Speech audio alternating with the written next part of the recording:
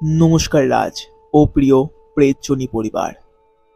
আমি মিঠু সরকার হালদু থেকে ঘটনাটি পাঠাচ্ছি।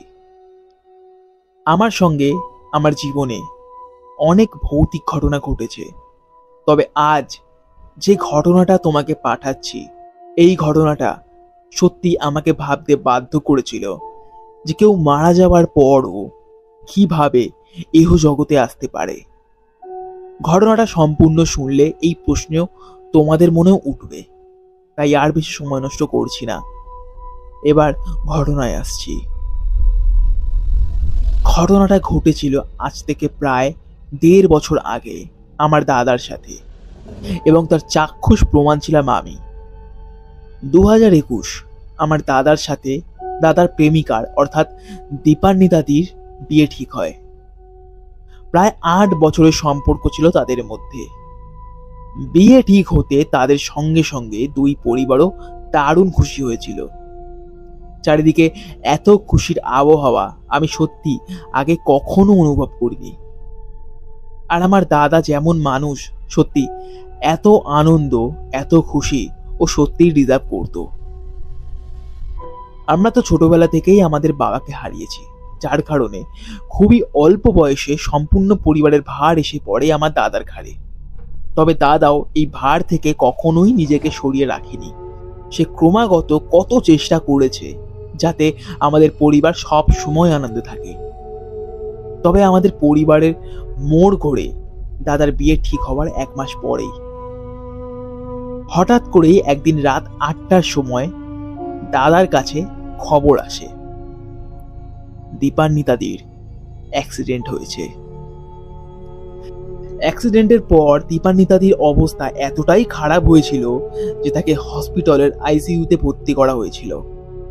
ডাক্তার জানিয়েছিলেন যে ২৪ ঘন্টার মধ্যে যদি দীপান্বিতাদির জ্ঞান না ফেরে তবে তাকে বাঁচানো অসম্ভব। আর সেটাই হলো, দীপান্বিতাদি মারা গেল। আমাদের সম্পূর্ণ পরিবার ভেঙে পড়ে। চারিদিকে খুশির আবহাওয়াটা কেমন যেন দুঃখ আর শোক ঘিরে ফেলে। কেটে যায় ১.৫ বছরের কাছাকাছি। আমার দাদা ঠিক আগে যতটাই চঞ্চল খুশ মেজাজি ছিল, এই ঘটনার পর দাদা যেন ততটাই চুপচাপ আর অন্যমনস্ক হয়ে ওঠে। এত বড় ধাক্কাটা দাদা মেনে নিতে পারেনি। আমরা নিজেরাই মেনে নিতে পারিনি, সেখানে তো দাদার ৮ বছরের প্রেমিকা। হয়তো এটাই স্বাভাবিক। কাজে যেত না, তেমন কারোর সাথে কথা বলতো না। বাড়িতে থাকলেও মনে হতো যেন বাড়িতে কেউ নেই। কেমন যেন একটা জল জ্যান্ত মৃতদেহেতে পরিণত হয়েছিল দাদা। ২০২৩-এর প্রথম দিকে আমার দাদার শরীর এতটাই শুকিয়ে যেতে শুরু করলো যে দাদা একেবারেই বিছনাসজ্জা হয়ে পড়ে। ডাক্তারকে দেখাতে দাদার কিডনিতে টিউমার ধরা পড়ল। ডাক্তার এও বলে দিয়েছিল যে যত তাড়াতাড়ি সম্ভব অপারেশন করাতে হবে, নয়তো দাদার বাঁচা অসম্ভব হয়ে দাঁড়াবে। তবে দাদাও বিকে দাঁড়ালো। দাদার একটাই কথা, অসুখ যদি সারাতে হয় তবে কোনো ওষুধের দ্বারাই সারাতে হবে, অপারেশন দাদা করাবে না। কড়া ওষুধ লিখে দিলেন ডাক্তারবাবু। ডাক্তারবাবু বলে দিয়েছিলেন যে ওষুধে অনেকটাই দেরিতে কাজ শুরু হবে, তার থেকে ভালো অপারেশন করিয়ে নিতে। সেই সময় বাড়ির একমাত্র রোজগারের পথ আমি একটা কম্পিউটার সেন্টারে রিসেপশনিস্টের কাজ পেলাম। কোনোভাবে টেনে টুনে চলতো আমাদের পরিবার। ডাক্তার দেখানোর প্রায় ৩ সপ্তাহ পরেও দাদার যখন অবস্থা একদমই খারাপ হতে শুরু করেছিল, তখন ডাক্তারবাবুকে আমাদের বাড়িতে রাখলাম। ডাক্তারবাবু বাড়িতে এসে দাদাকে চেক আপ করার সময় বললেন যে টিউমারটা এতদিনে এতটাই বেড়ে গেছে যার ফলে অপারেশন করিয়েও এখন আর কোনো লাভ হবে না। টিউমার থেকে ধীরে ধীরে জিনিসটা ক্যান্সারে পরিণত হয়েছে। তাই যেমন চলছে তেমন যেন চলতে দেওয়া হয়। অর্থাৎ যেসব ওষুধগুলো দাদাকে লিখে দেওয়া হয়েছিল সেই সব ওষুধগুলোই দাদার চলবে। একটা জল জ্যান্ত ছেলে শুধুমাত্র কিছু ওষুধ আর স্যালাইনের ওপর বেঁচে ছিল। আমার প্রত্যেক দিনের একটা রুটিন ছিল। রাতে ঘুমাতে যাওয়ার আগে দাদার ঘরে একবার কি দেখে আসতাম যে সবকিছু ঠিকঠাক আছে কিনা। আবার মাঝরাতে যখন মাঝে মাঝে ঘুম ভেঙে যেত তখন আবারও উঠে দেখে আসতাম দাদা ঠিকঠাক আছে কিনা। সেই দিনও তাই হলো। তখন রাত প্রায় 2টো। জানি না কেন, কেমন যেন দম বন্ধ হয়ে আসছিল আমার, কোনোভাবে ঘুম আসছিলই না। মাকে বলে একবার বাথরুমে গেলাম। বাথরুমে গিয়ে চোখে মুখে জল দিয়ে ভাবলাম একবার দাদার ঘর থেকে ঘুরে আসব।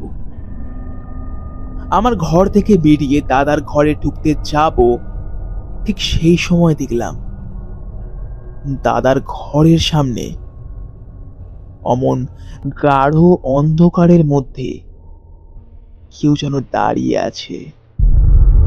আমার বুকটা কেমন যেন ছ্যাঁত করে উঠল। সামান্য ভয়ে ভয়ে চিৎকার করে বললাম, কে কে ওখানে? অমন গাঢ় অন্ধকারের মধ্যেও ওই অবয়বটাকে যেন আমার চেনা চেনা লাগছিল। একজন মহিলার অবয়ব, তবে মনে করতে পারছিলাম না অমন আকৃতির কাউকে আমি কোথায় দেখেছি। আমার অমন চিৎকার শুনেও যখন মহিলাটার কোনো নড়চড় দেখলাম না, তখন আমি আবারও চিৎকার করলাম, কে কে ওখানে? ঠিক সেই মুহূর্তে আমার মাথার ভেতরে যেন কেমন বিদ্যুৎ খেলে গেল। এতক্ষণ ধরে আমি যে অবয়বটাকে দেখছি, যাকে দেখার পর আমি মনে করতে পারছিলাম না আমি তাকে কোথায় দেখেছি, কেন জানি না সেই মুহূর্তে আমার মুখ থেকে তার নামটা বেরিয়ে এলো, দীপান্বিতাদি। অন্ধকারের মধ্যেও ওই অবয়বটার মুখ ধীরে ধীরে আমার দিকে ঘোরালো। সারা শরীর আমার একটা জল জ্যান্ত পাথরে পরিণত হলো। আমি যেন আমার গলা থেকে আওয়াজই বের করতে পারছিলাম না। হ্যাঁ, দীপান্বিতাদি, যে গত 1.5 বছর আগে আমার দাদাকে ছেড়ে এলোক থেকে পরলোকে চলে গেছে, অর্থাৎ মারা গেছে, সে আজ আজ আমার সামনে দাঁড়িয়ে। এত কত অন্ধকারের মধ্যেও তার মুখের অমন হাসি যেন জল জল করছিল। আমার সামনে এতক্ষণ ধরে যা যা হচ্ছিল সবকিছু আমি মিলাতে পারছিলাম না। কেমন যেন সবকিছু ঘেঁটে যাচ্ছিল। আমার কেমন যেন সারা শরীর অবশ হতে শুরু করেছিল। সজোরে পড়ে যায় মেঝের ওপরে। পরের দিন যখন ভোরবেলা আমার চোখ খুলে, তখন আমার বাড়ি ভর্তি লোক। কি হচ্ছে বুঝতে না পেরে ঘর থেকে উঠে গিয়ে দাদার ঘরের দিকে তাকালাম। দেখলাম আমার মা মেঝেতে বসে পাগলের মতন কাঁদছে। ছুটে গিয়ে মাকে জড়িয়ে ধরে জিজ্ঞাসা করলাম কি হয়েছে। মা কোনো উত্তর দিল না, উল্টে দাদার ঘরের দিকে আঙুল দেখিয়ে দিল। বুঝলাম কাল রাতে দীপান্বিতা দিকে অমন দেখতে পাওয়া, অমন মৃত্যুর পরও আবারও দাদার কাছে ফিরে আসার কারণটা আমি বুঝতে পারলাম। দাদা যার জন্য এতদিন ধরে কষ্ট পাচ্ছিল, সে এসে দাদাকে তার কাছেই নিয়ে গেছে। জানি না ঘটনাটা ঘটে গেছে আজ থেকে প্রায় 1 বছরের বেশি হয়ে গিয়েছে। তবে আজও ঘটনাটা যখন আমি লিখছি তোমাকে, আমার চোখে জল থামছে না। তোমরা সকলে প্রার্থনা করো আমার দাদা আর দীপান্বিতাদি যেখানেই থাকুক তারা যেন ভালো থাকে, তারা যেন একসঙ্গে থাকে।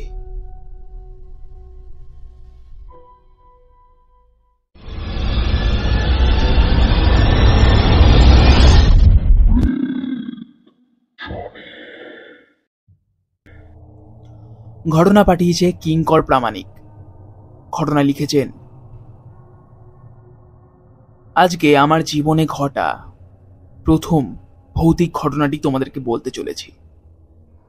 আমাদের বাড়িটা না নিমডাঙ্গা হাইওয়ে থেকে মাত্র 5 মিনিটের হাঁটা পথ। সামনে সামান্য একটা চাষের জমি, আর ঠিক তার পরেই আমাদের বাড়ি। এই ঘটনা যখন ঘটেছিল তখন আমি তারকেশ্বরের কাছে একটা লোহার কোম্পানিতে কাজ করতাম। যাতায়াত সাইকেলেই করতাম। বাস যাতায়াত করতো, তবে আসার সময় বাস পাওয়া যেত না। ফিরতে ফিরতে মাঝে মাঝে আমার একটু রাত হতো। সে যাই হোক, সেই দিন সকাল দিয়ে বেশ ভারী বৃষ্টি শুরু হয়েছিল। রাস্তাঘাট প্রায় জল জমে পায়ের হাঁটু নিচ অব্দি উঠে এসেছিল। এই বৃষ্টি মাথায় নিয়েই আমাকে কাজে যেতে হয়েছিল। ভেবেছিলাম যে রাতে বৃষ্টি কমে যাবে। ফেরার সময় অবশ্য বৃষ্টি কমেছিল, তবে শুরু হয়েছিল ঠান্ডা ঝড়ো হাওয়া। কোম্পানিতে বলেছিলাম যে সেই দিন যেন সবাইকে একটু তাড়াতাড়ি ছুটি দেওয়া হয়, তবে তারা শুনল না। উল্টে বলে যদি আমাদের বাড়ি যেতে রাতের বেলা কোনো অসুবিধা হয় তবে আমরা সকলে কোম্পানিতেই থেকে যেতে পারি। এতে তেমন কেউই রাজি হলো না। রাত 9টার দিকে সবাই বের হলাম বাড়ির উদ্দেশ্যে। রাতের বেলা হাই রোডে লোকজন থাকে ঠিকই, তবে সেই দিন বোধ হয় অমন খারাপ আবহাওয়ার জন্যই রাস্তায় বেশিরভাগ ফাঁকাই ছিল। মাঝে মাঝে এতটাই জোরে হাওয়া দিচ্ছিল যে ঠিক করে সাইকেল অব্দি চালানো যাচ্ছিল না। আমাদের বাড়ি থেকে তখন আমি বেশ খানিকটা দূরে আছি, সাইকেল চালাচ্ছি। এমন সময় চোখে পড়ে একজন ভদ্রলোক দূরে দাঁড়িয়ে আছে, আর আমাকে দেখে আমাকে দাঁড় করানোর জন্য হাত দেখাচ্ছে। তার কাছে যেতে লোকটা ভীষণ তাড়াহুড়ো দেখিয়ে বলে, দাদা দাদা একটু সাহায্য করুন না। কি সাহায্য করব জিজ্ঞাসা করায় লোকটা বলে, কিছু আগে আমার একজন বন্ধুর অ্যাক্সিডেন্ট হয়ে গেছে, আমাকে ওখানে একটু নিয়ে যাবেন। ওনার তাড়াহুড়ো দেখে আর অমন অ্যাক্সিডেন্টের কথা শুনে আমি ওনাকে নিয়ে যেতে রাজি হই। প্রচন্ড পরিমাণে হাওয়া দিচ্ছিল, তাই সাইকেল চালাতেও বেশ অসুবিধা হচ্ছিল আমার। তবে অদ্ভুত লাগলো একটা জিনিস, একটা সাইকেলে দুজন বসলে ঠিক যতটা ভারী লাগার কথা ঠিক ততটা ভারী যেন আমার লাগছিল না। তবুও সেই দিকে আমি তেমন পাত্তা না দিয়ে আমি জোর লাগিয়ে সাইকেল চালাতে থাকি। সাইকেল চালিয়ে চালিয়ে বেশ কিছুক্ষণ হয়েছে, তবে কেন জানি না কোনো এক অজানা নিস্তব্ধতা আমাকে ঘিরে ধরতে চাইছিল। আমি সেটাকে কাটাবার জন্যই বলে উঠলাম, দাদা আর কতটা, এইবার তো বাড়ির রাস্তা চলে আসবে আমার। কোথায় দেখতে পাচ্ছি না তো কিছু। লোকটা কোনো উত্তর দিল না। আবার কিছুক্ষণ দুজনে চুপচাপ থাকি। তারপর কি মনে হতে আমি একবার পিছনে ঘুরলাম।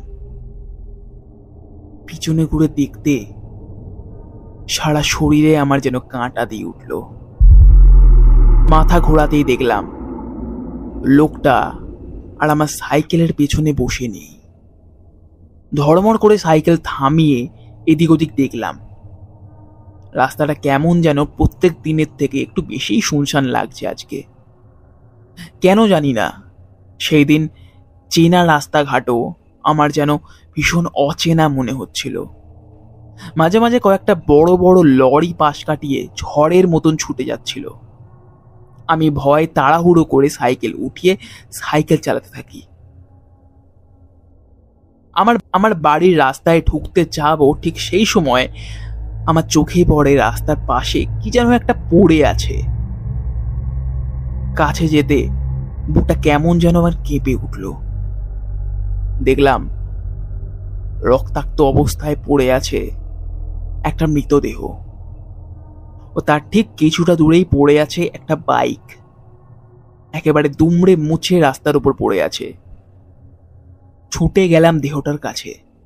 ফোনের আলো জ্বালিয়ে লোকটার মুখের দিকে ফেলতেই আমার শরীর দিয়ে কেমন যেন একটা ঠান্ডা শীতল হাওয়া বয়ে গেল। যেই লোকটা কিছুক্ষণ আগে আমার কাছে সাহায্য চাইতে এসেছিল, ও যাকে আমি আমার সাইকেলে উঠিয়েও ছিলাম, সেই লোকটাই রক্তাক্ত অবস্থায় পড়ে আছে আমার সামনে। কি করে সম্ভব এটা? তা আমি আজও জানতে পারিনি।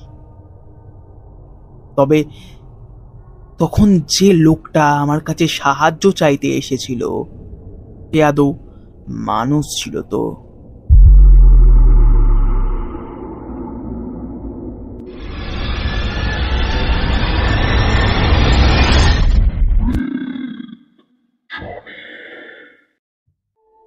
ফিরছি পরের বৃহস্পতিবার ঠিক রাত 11টায়। আজকের জন্য সকলকে শুভরাত্রি।